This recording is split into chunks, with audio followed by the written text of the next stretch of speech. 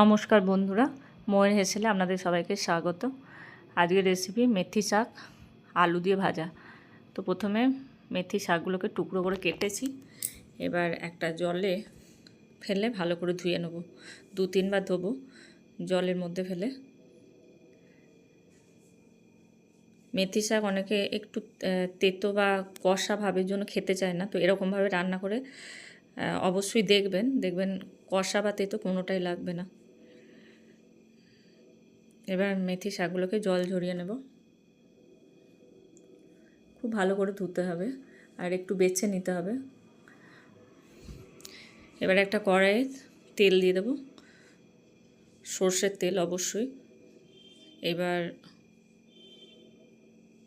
আলু ডুমো ডুমো করে কেটে রেখেছি, এবার আলুগুলো ভেজে নেব। এখানে আমি এরকম ডুমো করে কেটেছি, আপনারা চাইলে লম্বা করে দিতে পারেন, সেটা আপনাদের নিজের কাছে। তবে আলুগুলোকে ভালো করে ভেজে নিতে হবে। আলুগুলো প্রায় ভাজা হয়ে গেছে, এবার আলুগুলো তুলে নেব।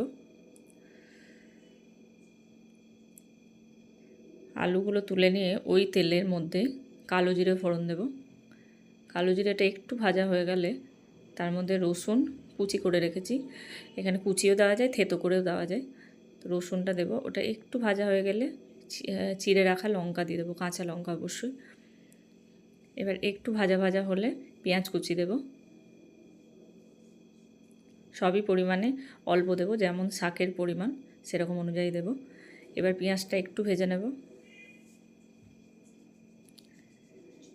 পেঁয়াজ রসুন লঙ্কা সব একসাথে ভাজবো। একটু ভাজা ভাজা হয়ে গেলে যে আলুগুলো ভেজে রেখেছিলাম আগে থেকে, সেই আলুগুলোকে দিয়ে দেব।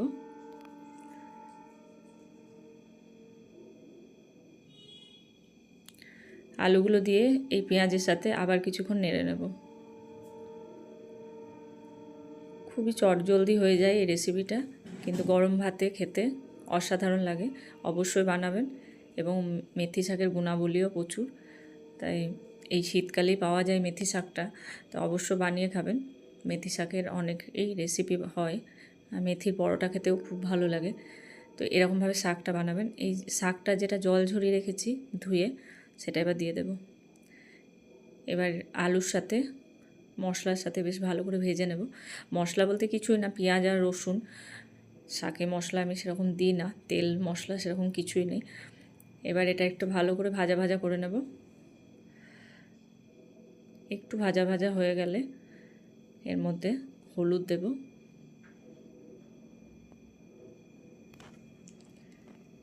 তারপর পরিমাণ মতো লবণ দেব। লবণটা একটু বুঝে দেবেন, শাক একটু জলটা হয়ে গেলে অনেকটা কমে যায়, তখন লবণটা বেশি হয়ে যাবে। এবার হলুদ আর লবণ দিয়ে একটু ঢেকে দেব। শাকের থেকেই জল বেরোবে, আলাদা করে জল দেওয়ার প্রয়োজন নেই, শাকের জলে সিদ্ধ হয়ে যাবে। অবশ্যই যদি প্রয়োজন হয় একটু জল দিয়ে দেবেন এই অবস্থায়। শাক আলু প্রায় সিদ্ধ হয়ে এসছে। এবারে তিতো ভাবের জন্য একটু চিনি দেব, খুব অল্প, তাহলে আর একদমই তেতো বা কষা লাগবে না। এবার জলটা মরে গেলে শাক ভাজা একদম তৈরি। এবার শাকটাকে একটু ভেজে ভেজে নেব, তাহলে মেথি শাক একদম রেডি গরম ভাতে খাওয়ার জন্য।